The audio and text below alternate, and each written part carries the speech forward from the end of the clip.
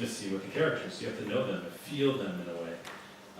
And I think, listen, Spielberg was the best at this. You know, you talk like Close Encounters, which they're just re-releasing in America right now. You know, and there's such scope and scale, but the humans are so perfect and so small and so human.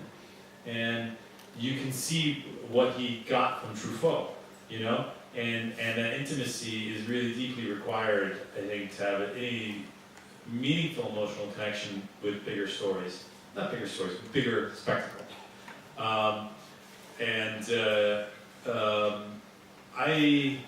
It's always attractive to me.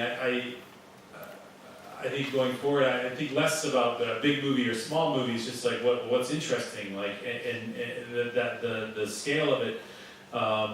I think going forward is a little more arbitrary. This, like with Gifted, I did want to do something small, and I wanted to do something very simple, and I think Gifted is an exercise in simplicity and minimalism in a lot of ways.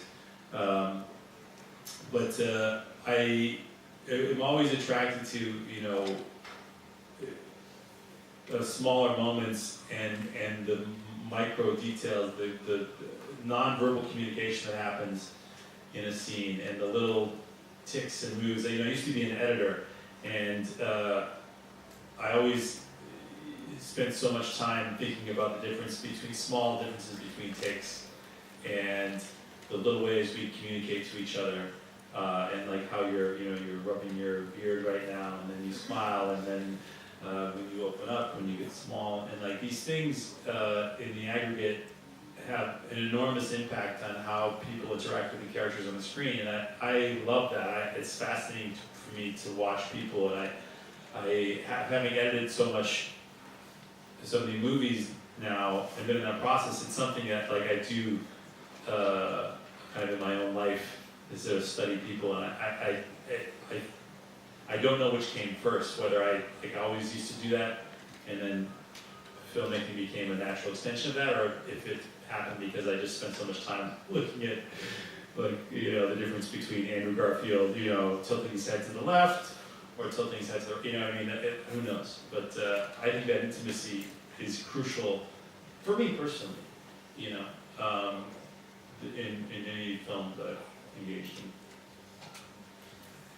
Pour moi, me dit-il, finalement, quelque part, lorsqu'on pense à un film plus important, the big picture, un film à grand spectacle, etc., comme on peut en imaginer, ce genre de film a aussi un rapport intime entre ces personnages, a aussi beaucoup d'intimité pour pouvoir comprendre et aller finalement au maximum, hein, dans le cadre de ce genre de film, aller à l'intérieur de la psychologie des personnages. C'est aussi important d'avoir des rapports intimes, des rapports humains intimes.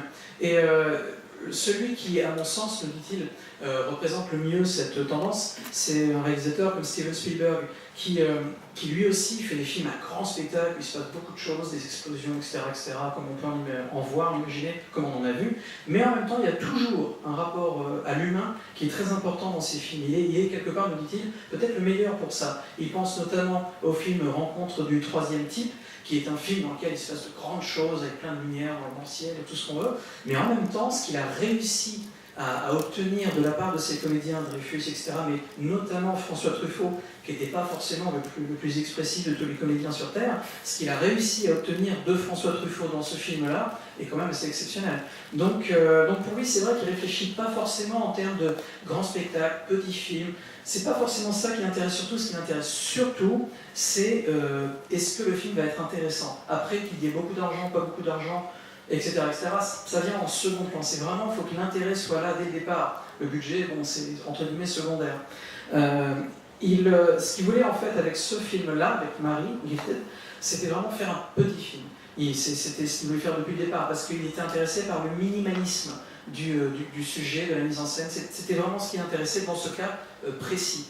Mais c'est vrai qu'il nous dit, lui, ce qui l'attire, ce sont les détails, les petits détails qu'on ne peut finalement choper, entre guillemets, que lorsqu'on fait une mise en scène intimiste. C'est-à-dire un petit détail, un tic physique, tout ce qui fait partie de la communication non verbale, les gestes, le corps, le rapport à l'espace et le rapport des corps entre eux. C'est aussi ce qui l'intéressait, et d'ailleurs ça remonte sans doute à son expérience parce qu'auparavant il était monteur, et il nous dit que lorsqu'on fait du montage, eh bien on prête attention justement à un haussement d'épaule, un mouvement de bras, etc. Ce genre de choses qu'on ne voit pas forcément tout de suite mais qu'on ressent, et c'est ça qui l'intéressait, des petites choses, des petits détails, et c'est d'ailleurs lorsqu'il regarde un film, c'est ce genre de détails, ce genre de petites choses qui lui fait comprendre, qui lui fait en tout cas ressentir si une scène est véridique et authentique ou pas. Et c'est aussi pour cette raison-là qu'il a fait beaucoup attention, par exemple, lorsqu'il faisait Spider-Man avec Andrew Garfield, il faisait attention à la manière dont Andrew Garfield tournait la tête, tournait le bras. C'était voilà, plein de petits détails que peut-être la majorité du public ne va pas forcément voir, mais pour lui c'est intéressant et même primordial, réussir à faire transvaser, on va dire, son intérêt pour l'observation d'un corps et de tout ce qui se passe, et en faire un élément du spectacle que l'on voit dans le film, encore une fois, grand ou petit spectacle. Y a-t-il une autre question? Ah oui, alors là, forcément, c'est bientôt fini, et il y a 15 000 questions. Alors, par là, monsieur ici. Voilà. Hi, I wanted to congratulate you on Gifted, which I really liked. I think it's one of the best movies of the year, and I hope it gets an award during the festival. And I also wanted to join the man behind me to congratulate you on the church scene, which is one of the best sequences I've seen in a superhero movie. It was astonishing in the cinema. You mean the clock tower thing? The clock tower great. thing, Yeah, yes. I love that scene. Yeah, people didn't always love the movie, but I love that scene. Thank you. Yeah, I love the movie. I've seen it multiple times. Actually, I wanted to ask you a question about 500 Days of Summer. About the ending, I hope I don't spoil to anyone the movie. I just wanted to know if some says it's a happy ending, but for me it's more cynical than that. When he meets Autumn, and I just wanted to know if when you direct the movie, if you wanted to add some little idea that maybe it's not the best woman for him at the end. That's summer or autumn? Autumn. Oh, no, I mean, I think, you know, if you dig into it, I wanted it to feel like there was a possibility. That's it. That there was a possibility for something more. And like, I think if you dig into like, you know, the title of the movie in France was 500 Days Together, Ensemble. Is that, there we go, all right. So obviously in English, summer is a name, but it's also a season. And autumn is a name, but also a season. And I think if you dig into the meaning and get really pretentious, which is super fun, you know, the love can be a seasonal thing. But I just wanted to suggest that there was another possibility out there. And like he looks at the camera at the last moment, right? He breaks that fourth wall as if to say, here we go again. Like, that it's never ending, this process, you know, and it evolves and changes, and who knows what's going to happen. You have to wait for the sequel. But I guarantee you there will be problems. Alors, juste pour être sûr, en fait, il y avait pas du tout de questions sur le film qu'on a vu aujourd'hui, on est d'accord. Non, D'accord. D'accord. The question about this movie, donc je vais traduire très rapidement. La question portait sur le film. Comment ça s'appelle? 500 jours ensemble. 500 jours ensemble, merci. 500 Days of Summer. Et sur la fin qui, donc, d'après monsieur, est une fin heureuse, mais peut-être pas tant que ça, on ne sait pas bien ce qui se passe, quel était son point de vue par rapport au final du film 500 jours ensemble. Et il nous dit, Marc nous dit que, vous savez, les prénoms qui sont utilisés dans le film, donc Summer et Autumn, ce sont des noms, donc ça veut dire été et automne, ce sont des noms qui sont effectivement des prénoms aux États-Unis, mais qui sont également des noms de saison. Et donc quelque part, il voulait simplement suggérer le fait que l'amour, en fait, c'est quelque chose de saisonnier, c'est-à-dire que ça s'arrête et puis ça revient, etc.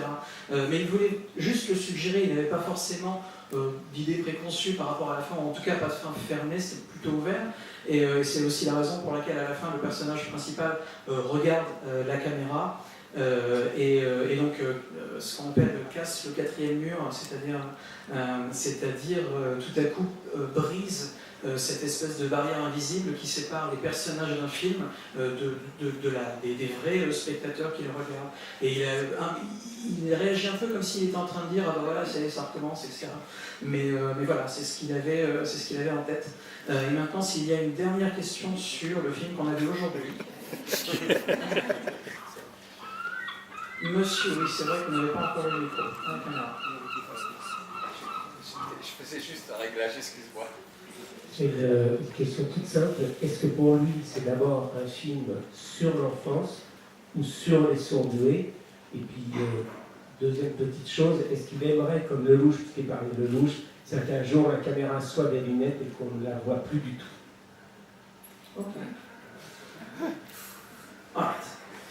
I asked for a last question. I had. So, literally, embrace yourself. First question is about the movie. Would you consider actually this movie Gifted to be a movie actually about childhood, and maybe more specifically about gifted kids, or do you envision this movie as being about something more big, wider, or anything? What is your point of view as a director on the movie? And second question is about, you talked about Claude Lelouch a little bit earlier, and the question is about Lelouch once said that one day he wished actually the camera to become like, hidden camera in glasses, and that we can shoot everything all the time. What is your point of view on that? Google Glass. His dream has come true. I think the movie is less about meditation on gifted children and more about parenthood, and an embracing of and a celebration of non-traditional families. I think that's what when I really think about it in retrospect, it's I think, listen, it's a simple movie. It's an accessible movie, but I think what's important to reinforce is that sometimes our families that we're born into fail us. That's a very common problem.